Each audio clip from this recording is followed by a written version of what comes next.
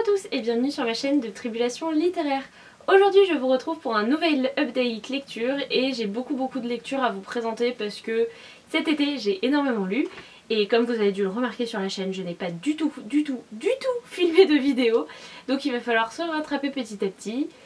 Et c'est ce qu'on va faire, c'est pour ça qu'aujourd'hui je vais vous présenter encore une fois 4 livres que j'ai lus il y a déjà un petit moment de ça maintenant. Mais il y a de très bonnes lectures, donc on va commencer maintenant. Pour commencer, je vous présente la terrifiante histoire de Prosper Redding, le premier tome d'une alliance diabolique, écrit par Alexandra Bracken et publié chez La Martinière Jeunesse. Ce roman, je l'avais reçu dans le cadre de la masse critique Babelio, et donc du coup il a été lu très rapidement. Je tiens à faire un petit focus sur cette magnifique couverture qui est très belle avec un espèce d'effet argent très beau. Par contre, il fait des traces de doigts très moches.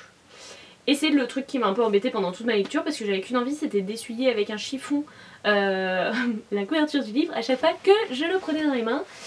Bref, à part ça, j'étais déjà attirée par la couverture mais également par le résumé.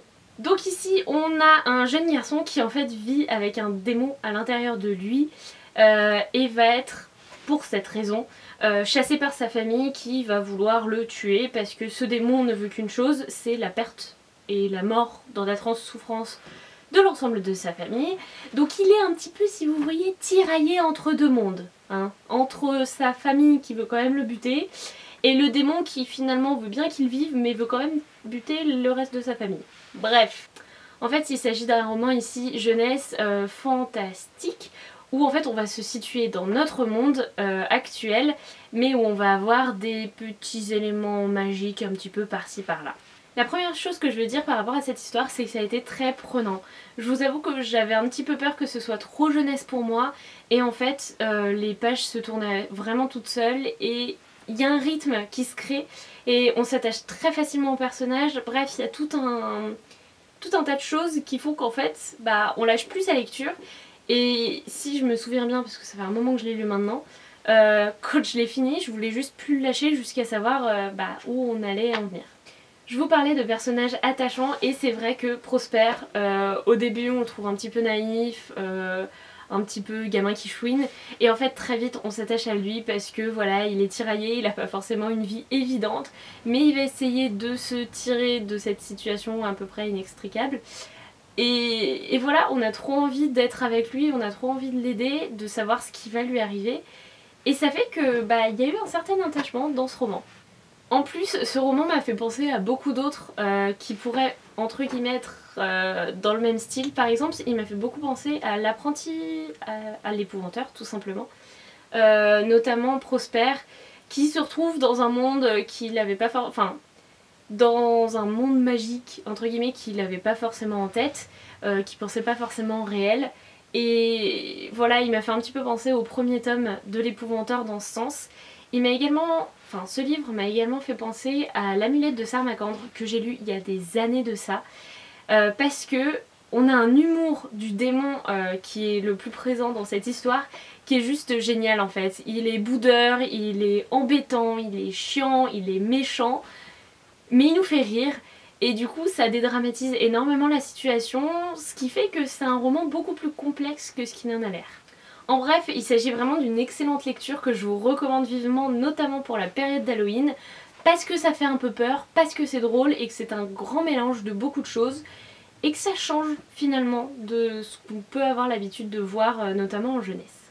Je reprends les updates lecture seulement aujourd'hui, du coup j'ai l'impression d'être un petit peu brouillonne, mais c'est des lectures que j'ai faites il y a un moment et tout, donc j'espère que vous m'excuserez et que vous comprendrez quand même ce que je ressens par rapport à ces livres. Le deuxième roman que je vous présente, il s'agit du Clan suspendu d'Étienne Guéraud, publié chez De Noël.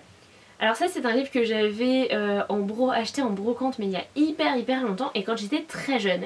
Et quand j'ai commencé mon histoire, je me suis dit oula, heureusement que je l'ai pas lu à l'âge auquel je l'ai acheté. Parce que franchement, ça ne correspondait pas du tout, mais alors pas du tout à la bonne tranche d'âge. En gros, on va se retrouver dans un clan suspendu, les gens vivent dans les arbres et ils ont très peur d'un espèce de monstre qu'on appelle Anne, des Breznik, un truc comme ça, qui normalement se trouve au sol et il n'a qu'une envie, c'est de les tuer. C'est un monde très fermé, très familial, mais où il y a des choses pas forcément terribles qui se passent. Forcément, quand vous vous retrouvez dans une petite communauté, oui, il y a un esprit de famille, beaucoup d'entraide, mais il y a aussi les personnalités et les ambitions de chacun qui vont grandir et qui ne vont pas forcément faire beaucoup de bien à la communauté de manière générale. Ce livre, je vous l'avoue, me promettait beaucoup de belles choses. Je sentais qu'il y avait beaucoup de réflexions qui étaient amenées par ce bouquin, notamment sur la société, sur les mensonges, sur l'adolescence aussi et le passage de l'enfance à l'âge adulte. Mais je crois qu'à la moitié j'ai un peu décroché parce qu'en fait ça partait dans des sens hyper bizarres. La fin je vous en parle même pas, j'ai trouvé ça juste insipide et hyper nul. Enfin vraiment la fin, je me suis dit tout ça pour ça, j'étais hyper déçue. Et pourtant la première partie promettait quelque chose vraiment d'intéressant. L'écriture était bien, l'intrigue était intéressante, il y avait un fond en fait dans tout ça. Et j'ai trouvé qu'on l'a perdu ce fond au fur et à mesure de l'histoire. Ce qui fait qu'à la fin j'avais juste envie de terminer le bouquin. Et quand j'ai lu en plus ce qui se passait, j'ai fait bon, finalement je trouve qu'on pourrait s'arrêter aux 50 premières pages. Après je pense que ça pourrait en intéresser plus d'un parce que vraiment ça pose énormément de questions sur donc ce que je disais, vivre en autarcie, vivre en communauté. Est-ce que c'est bien, est-ce que c'est mal? Comment les choses peuvent évoluer en bien ou en mal.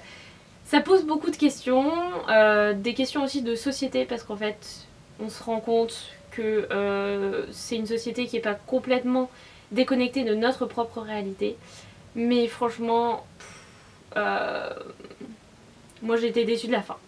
N'hésitez surtout pas à me dire si vous l'avez lu et que vous avez apprécié la fin parce que j'aimerais bien en discuter. Parce qu'il y a peut-être d'autres avis. Ensuite, mais ça vous l'avez déjà vu dans une vidéo un peu spéciale, du coup je ne m'appesantirai pas dessus. J'ai lu Les Sœurs Carmine, le premier tome, Le complot des corbeaux d'Ariel Holtz, publié chez Naos. J'ai juste adoré ma lecture, c'était bon, c'était piquant, c'était original. Les personnages étaient juste géniaux, c'est-à-dire qu'on s'attache pas seulement à eux, on les adore, on les admire parce que ils ont une force de caractère incroyable. Petite mention spéciale à la petite Dolorine qui est absolument géniale et hyper intelligente et c'est juste un génie et je pense le génie de cette histoire. Du coup j'ai trop hâte de lire le 3e tome dans lequel elle est, mais le 2e tome me fait aussi de l'œil parce que on va découvrir un petit peu plus Tristabel et son côté mordant, mais déjà tellement plus dans ce tome que je pense que dans le tome 2 je vais juste adorer. Du coup c'est un coup de cœur pour la plume, pour les personnages, pour l'univers, pour absolument tout. Mais je vous conseille surtout d'aller voir ma vidéo spéciale avis pour le prix littéraire de l'imaginaire des booktubers. Je vous la mettrai en barre d'infos.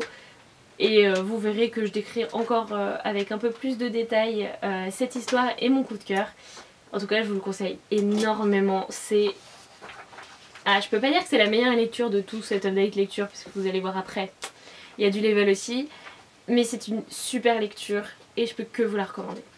Et enfin on arrive à un autre coup de cœur, mais alors dans un genre totalement différent. Il s'agit d'Inséparable, écrit par Sarah Crossan, traduit par Clémentine Beauvais et publié chez Rajo. Dans ce livre on va suivre l'histoire de deux sœurs siamoises. En fait elles ont toutes les deux des bustes bien distincts. Mais ensuite à partir de la taille elles se rejoignent et elles ont du coup 2 jambes pour 2. Elles n'ont pas forcément une vie évidente et jusque là elles arrivaient à avoir des cours à la maison, mais les aides n'étant plus ce qu'elles étaient et la situation financière de leurs parents n'aidant pas, elles vont devoir aller au lycée.